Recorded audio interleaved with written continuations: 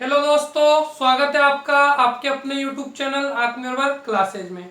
जैसा कि अपन कृषि पद्धतियां पढ़ रहे थे लेसन 1 में, इसमें से अपनी शुरुआत वाली 4 पद्धतियां हो चुकी थी, जिसमें अपन ने लास्ट में अगले वीडियो में जो है सिंचाई के बारे में पढ़ा था। अब उससे आगे अपन अगली पद्धति पे चलते हैं, वो है खरपतवार से सुरक्षा।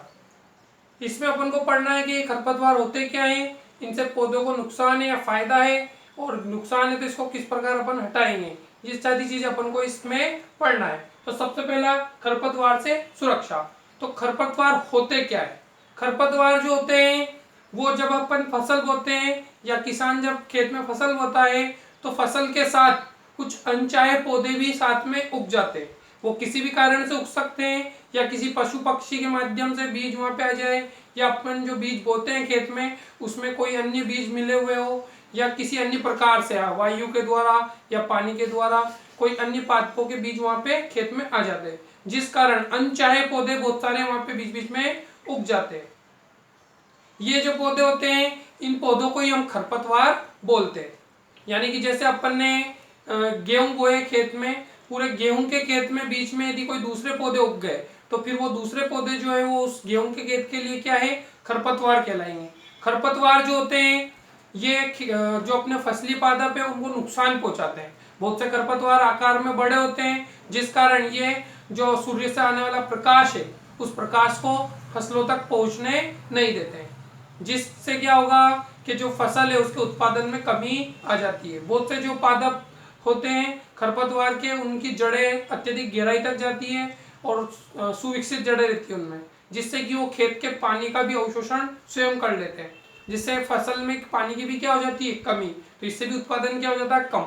तो कुल मिला के खरपतवार जो होते हैं वो विभिन्न माध्यमों से फसल को नुकसान पहुंचाएंगे। इसमें से बहुत सारे खरपतवार जो होते हैं वो विषैले प्रकृति के होते हैं, जो कि हम जिस भी चीज का उत्पादन कर रहे हैं उसको विषैला कर देते हैं, या उसके जो स्तर है गुणवत्ता का उसमें कमी कर देते हैं। इसलिए खरपतवार जो है वो हमेशा से नुकसानदायक है। तो इसको हम खेत में से हटाएंगे, और किस प्रकार हटाएंगे वो आगे अपन जानेंगे। तो सबसे पहले खरपतवार की परिभाषा की हुई। खरपतवार हम बोलेंगे खेतों में फसलों के मध्य उगने वाले अवांछित पौधों को खरपतवार कहते हैं। यानी कि खेत के मध्य में जो भी अवांछित पौधे उग रहे हैं, अवांछित यानी अनुपयोगी, जो हमारे लिए उपयोग लायक नहीं है और हम नहीं चाह रहे, हमारी इच्छा के बगैर उग रहे हैं, वो कहलाएंगे अवांछित पौधे। ऐसे पौधों को हम बोलते हैं खरपतवार। खरपतवार जो होता है इनको हम खेतों से हटाएंगे, और खेतों से हटाने के लिए हम विभिन्न औजारों का उपयोग कर सकते हैं। या कोई बड़ा पौधा है तो हम उसको अपने हाथों से खींच के और जड़ सहित उखाड़ सकते हैं।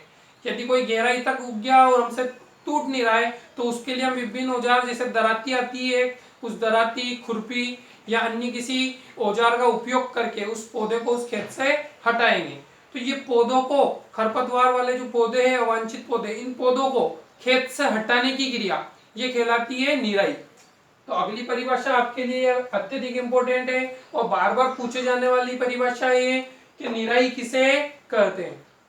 तो ध्यान देना दोस्तों, इसमें खेत में उगने वाले अवांछित पौधे यानी कि खरपतवार को हटाने की क्रिया निराई कहलाती है। तो खेत में जो भी अवांछित पौधे उग रहे हैं इनको किसी भी माध्यम के द्वारा हम हटाएंगे तो हटाने की क्रिया ही कहलाती है हमारी निराई। आपने भी देखा होगा किसान जब खेत में फसल बो देता है तो किसान को आप देखोगे जब छोटे छोटे पौधे उग जाते हैं खेत में तो उनके बीच में वो घूमता रहते हैं किसान, है ना। वो क्यों घूमते हैं? क्योंकि वो देखते हैं कि बीच में कोई और पौधे तो नहीं उग गए। यदि और पौधे उग गए होते हैं तो उनको उखाड़ देते हैं। शुरुआत में यदि आप उनको उखाड़ दोगे, वो छोटे रहेंगे तो जब कोई दिक्कत नहीं होगी, लेकिन यदि वो बड़े हो गए फिर उनको उखाड़ने में भी दिक्कत आती है और अपनी फसल को भी नुकसान होता है। इसलिए जो खरपतवार को हटाने की क्रिया की जाती है ये शुरुआत में ही कर ली जाती है, या फिर इनमें फल और पुष्पन और बीज आते हैं खरपतवार में, उससे पहले इनको हटा दिया जाता है। तो दोस्तों आप समझ गए होंगे निराई किसे कहते हैं। इसके बाद अगली परिभाषा जो पूछी जाती है वो है खरपतवार नाशी। आखिर ये खरपतवार नाशी होता क्या है? तो खरपतवार नाशी क्या होते हैं?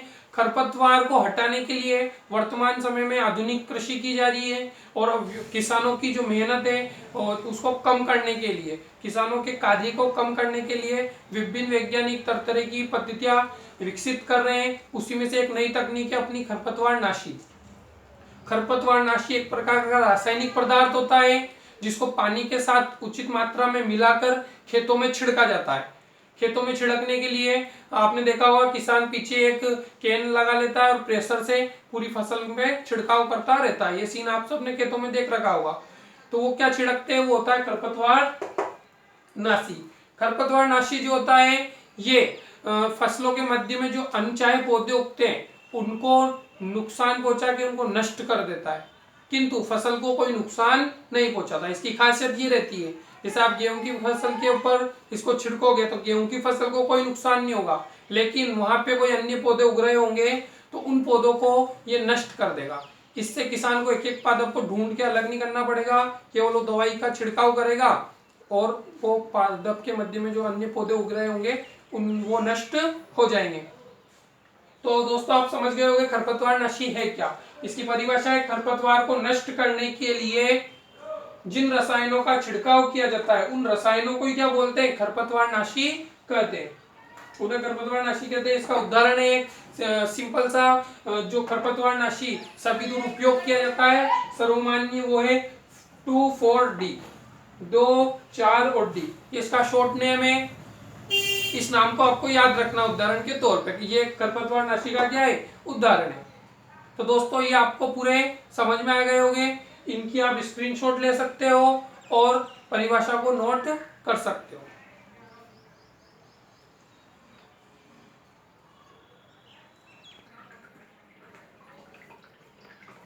हाँ तो दोस्तों आपने वो परिभाषाएं उतार ली होगी।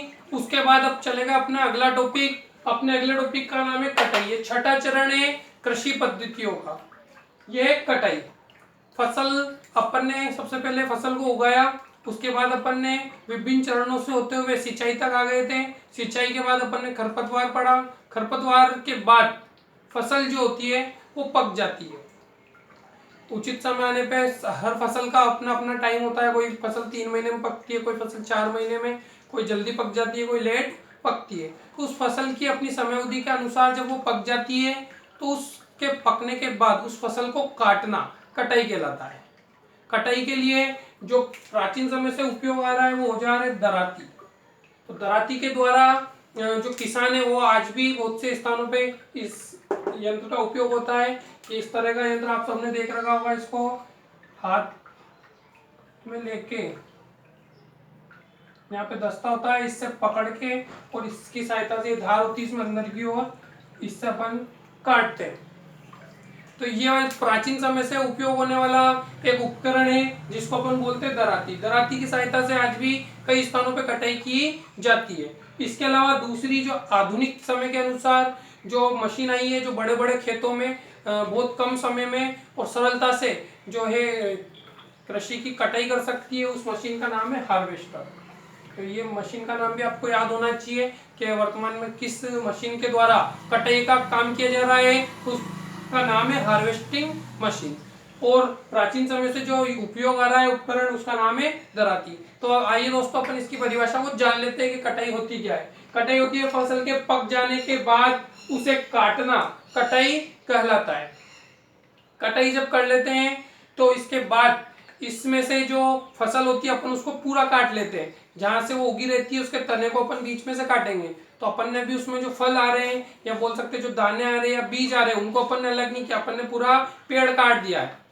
तो उसमें से उन दानों को क्या किया जाएगा, अलग किया जाएगा। जैसे गेहूं है तो गेहूं का पौधा अपन ने बोया तो कटाई में यूं नहीं केवल अपन गेहूं को तोड़ेंगे, उस गेहूं का जो पूरा पौधा है वो पूरा पौधा काट के तोड़ लिया जाता है। तो ये क्रिया तो कहलाती है कटाई। कटाई में पूरा पौधा अपन ने तोड़ लिया, लेकिन उस पौधे से अब जो अपने उपयोगी भाग है उसका कौन सा उपयोगी भाग है, अपन को केवल उससे गेहूं चाहिए। तो उस गेहूं को जब अपन निकालेंगे उस पौधे से तो वो क्रिया कहलाती है अपनी थ्रेशिंग।